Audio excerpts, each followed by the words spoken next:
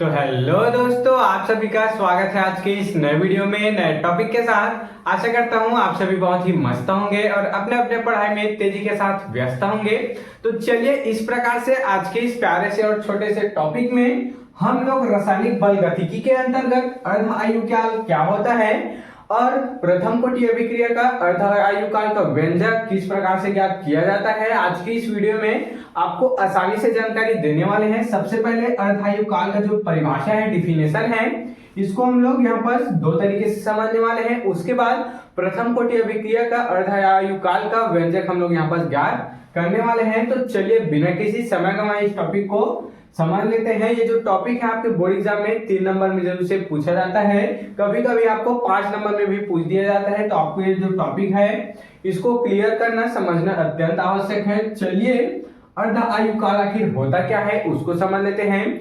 तो कोई भी अभिक्रिया होता है वह आधा पूर्ण हो जाता है, उसे ही क्या कहते हैं, अर्ध आयुकाल कहते हैं। अर्थात कोई भी अभिक्रिया है वह 100% है तो वह 50% पूर्ण हो गई है तथा 50% अभी भी बाकी है, तो वह जो 50% पूर्ण हो चुकी है उसी समय काल को ही क्या कहते हैं, अर्ध आयुकाल यहाँ पर कह दिया जाता है। चलिए इसी को यहाँ पर दो डिफिनेशन है, इसके माध्यम से क्लियर करते हैं। तो वह समय जितने समय में कोई रासायनिक अभिक्रिया आधी पूर्ण हो जाती है, वही अभी हम लोग बताएं आधी क्या हो जाती है, पूर्ण हो जाती है। अर्थात जो वह अभिक्रिया है वह आधा संपन्न हो जाता है, तो उस अभिक्रिया का ही अर्ध आयुकाल कहते हैं। अर्थात उसी अभिक्रिया को ही क्या कहते हैं, उसी अभिक्रिया को ही अर्ध आयुकाल कहते हैं। अर्थात उसी समय को ही अर्ध आयुकाल यहाँ पर कह दिया जाता है। या फिर इसको एक और तरीके से समझ सकते हैं, ये भी डिफिनेशन है, ये भी डिफिनेशन है। आपको जो आसानी लगे समझने में, आपको याद रखने में, उसको याद कीजिएगा। तो वह समय जितने समय में अभिकारक का सांद्रता क्या हो जाता है, घटकर अपने प्रारंभिक सांद्रता का आधा रह जाता है, उसे क्या कहते हैं, अर्ध आयुकाल कहते हैं। अर्थात वह अभिक्रिया जिसकी सांद्रता घटकर उसके प्रारंभिक सांद्रता से, अर्थात प्रारंभिक सांद्रता किसको कहते हैं, वह अभिक्रिया जहां पर पूर्ण होती है उसे ही प्रारंभिक सांद्रता कहते हैं। तो प्रारंभिक सांद्रता से घटकर आधा हो जाता है, आधा रह जाता है या फिर आधा हो जाता है, उसे ही अर्ध आयुकाल यहाँ पर कह देते हैं, जिसे टी हाफ से यहाँ पर प्रदर्शित करते हैं, T1/2 से यहाँ पर प्रदर्शित करते हैं। कभी कभी इसको T50 भी लिख लिया जाता है, कभी कभी किसी बुक में T50 भी दिया होगा।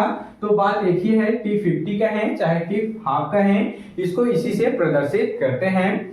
तो आशा करता हूँ आपको अर्ध आयुकाल क्या होता है आसानी से क्लियर हो गया होगा। क्या है, इसमें कुछ भी नहीं है। ये वाला डिफिनेशन मेरे को ज्यादा आसान लगता है, तो इसको आप समझ लीजिएगा। वह समय जितने समय में, वह समय होता है अर्ध आयुकाल, वह काल होता है, वह समय होता है जितने समय में कोई रासायनिक अभिक्रिया आधी पूर्ण हो जाती है, अर्थात आधा संपन्न हो जाता है, इस प्रकार से भी लिख सकते हैं, उसे अभिक्रिया का अर्ध आयुकाल यहाँ बस कह देते हैं, सिंपल से।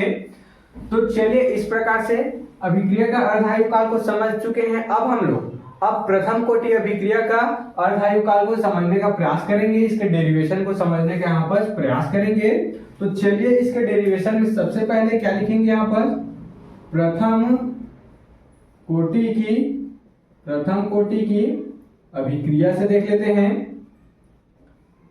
तो प्रथम कोटि की अभिक्रिया क्या होती है इसको हम लोग आसानी से समझ चुके हैं। अगर आप उस वीडियो को नहीं देखे हैं तो प्रथम कोटि अभिक्रिया को पहले समझ लीजिए। फॉर्मूला क्या था प्रथम कोटि अभिक्रिया का, K = क्या था, 2.303 था। अपॉन में क्या था यहाँ पर, K = 2/,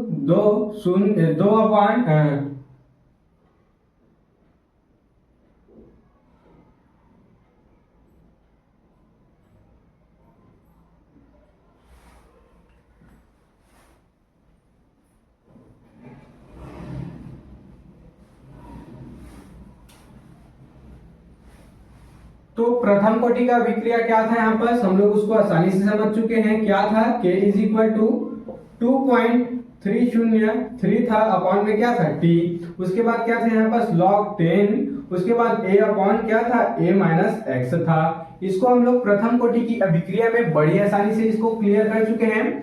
इसको हम लोग इक्वेशन नंबर फर्स्ट दे सकते हैं यहाँ पर, समीकरण नंबर 1 यहाँ पर मान सकते हैं। अब हम लोग अर्ध आयु काल निकाल रहे हैं, तो t इज इक्वल टू क्या हो जाएगा, t हाफ हो जाएगा, a माइनस एक्स क्या हो जाएगा, a अपॉन 2 हो जाएगा, क्योंकि हम लोग प्रथम कोटि अभिक्रिया का अर्ध आयु काल निकाल रहे हैं, तो a अपॉन 2 हो जाएगा।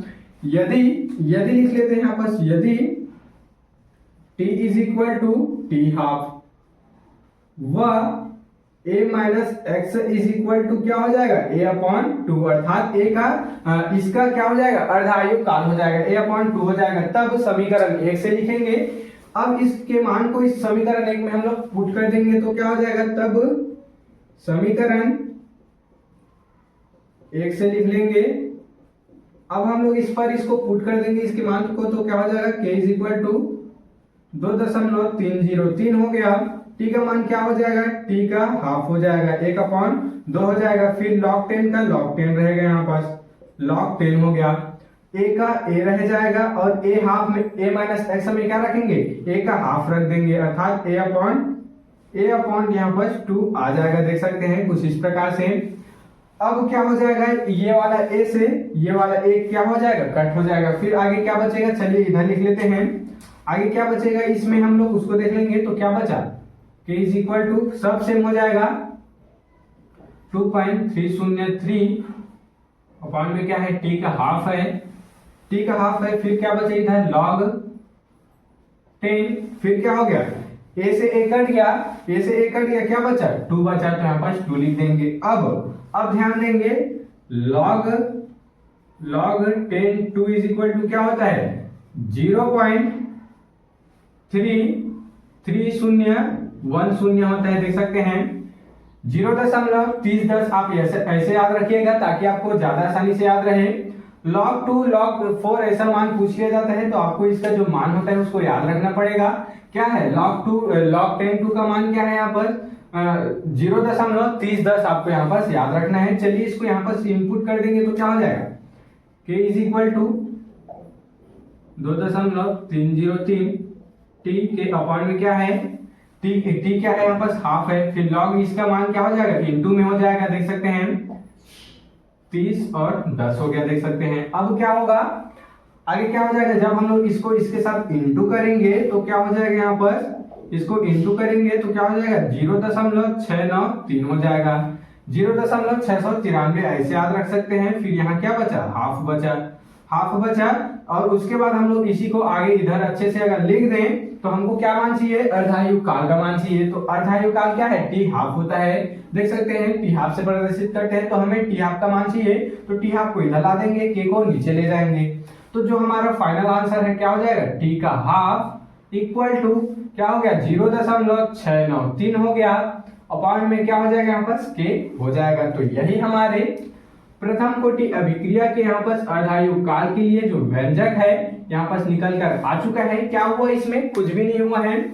सबसे पहले हमको अर्धायु काल का जो डिफिनेशन है उसको यहाँ पर लिख लेना है कि ऐसी अभिक्रिया जिस पर क्या हो जाती है, जो आधी अभिक्रिया होती है वो पूर्ण हो जाती है। फिर क्या करेंगे, प्रथम कोटि अभिक्रिया से हम लोग इसको बनाने का प्रयास करेंगे। फिर यहाँ पर प्रथम कोटि अभिक्रिया लिख दिए। फिर क्या हुआ, इसको हाफ कर दिए, दोनों को हाफ में कर दिए तो हाफ हो गया, ए से एक कट गया। फिर क्या बचा, log 10 2 बचा। log 10 2 का मान क्या है, 0.3010। आपको यही याद रखना है, 0.3010। फिर इसको हम लोग यहाँ पर इनपुट कर दिए, फिर दोनों को इनटू कर दिए तो 0.693। क्या याद रखना है, 0.693। बस आपको दो ही जगह याद रखना है।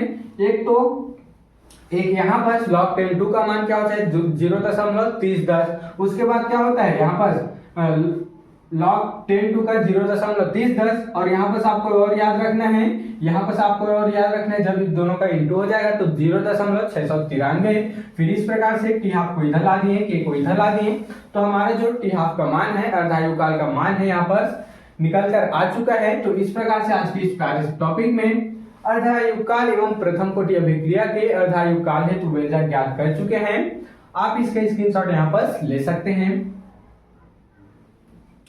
तो आशा करता हूं कि आपको जो अर्धायु काल है, प्रथम कोटि अभिक्रिया का अर्धायु काल का व्यंजक आसानी से क्लियर हो गया होगा। अगर आपको जो टॉपिक है समझ में आया होगा तो मेरे इस चैनल को जल्दी से सब्सक्राइब करके बेल वाले आइकन को दबाकर प्रेस कर लीजिएगा, ताकि आपको मेरी ऐसे अच्छे और इंफॉर्मेटिव वीडियो और इम्पोर्टेंट वीडियो की नोटिफिकेशन सबसे पहले आप तक ही पहुंचती रहे और आप कल से केमिस्ट्री की तैयारी अच्छे इंपॉर्टेंट टॉपिक के साथ कर पाए। तो चलिए फिर मिलते हैं किसी नेक्स्ट वीडियो में नए टॉपिक के साथ। तब तक के लिए जय हिंद, जय भारत।